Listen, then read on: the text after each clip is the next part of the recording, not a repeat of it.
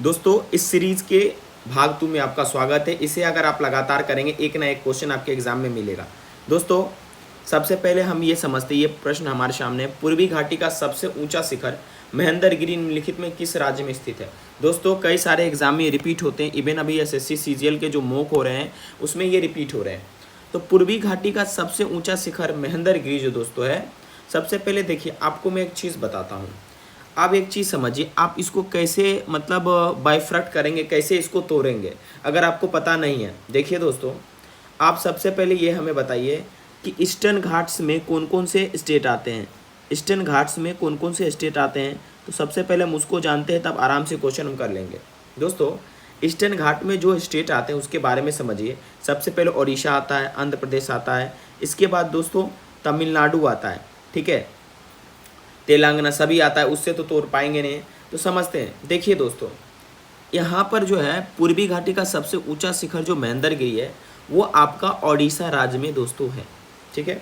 और इस शिखर के बारे में सबको पता रहना चाहिए। क्यों दोस्तों, इसके बारे में मैं कुछ फैक्ट्स आपको शेयर करता हूँ। सबसे पहले तो दोस्तों उड़ीसा में एक जिला है जिसका नाम है गजपति जिला, और इस गजपति जिला में ही दोस्तों ये पर्वत है, ठीक है। और इसकी ऊंचाई लगभग 1501 फीट है, जिसे आप कह सकते हैं 4925, ठीक है। और दोस्तों ये पौराणिक कथा में भी संबंध रखता है दोस्तों, आपका महाभारत, परशुराम और सप्तऋषि से, ठीक है। ऐसा माना जाता है कि महेंद्रगिरी जो था वो सप्तऋषियों का तप स्थल था। यहाँ पर जो सप्तऋषि थे वो तप किया करते थे, ठीक है। तो दोस्तों इसे पराशर पर्वत भी कहा जाता है महेंद्रगिरी को, और ऐसा माना जाता है कि भगवान परशुराम यहीं पर तपस्या किए थे, ठीक है। और इस पर्वत पर शिव जी का प्राचीन मंदिर है, ठीक है, जिसे कपिलेश्वर मंदिर कहते हैं, कपिलेश्वर मंदिर, ठीक है। और मैंने बोला सप्तऋषि यहीं पर तपस्या किए थे। इसके बाद यहाँ हर साल महाशिवरात्रि को विशाल मेला लगता है, ठीक है।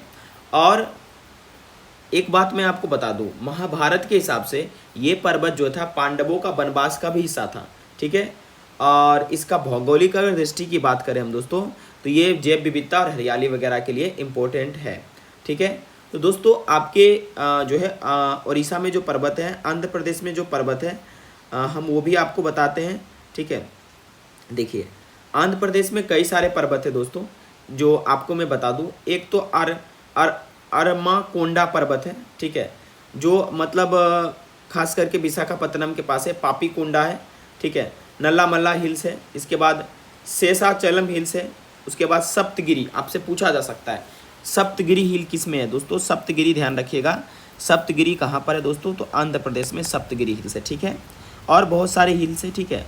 और जो है और दोस्तों तिरुपति जी बालाजी का जो मतलब मंदिर है दोस्तों, इन्हीं पर्वतों में से किसी एक पर स्थित है, ठीक है, जो मैंने आपको बोला था। जैसे आप शेषाचलम जो पहाड़ी है उस पर, ठीक है। आई होप आपको ये समझ आया होगा।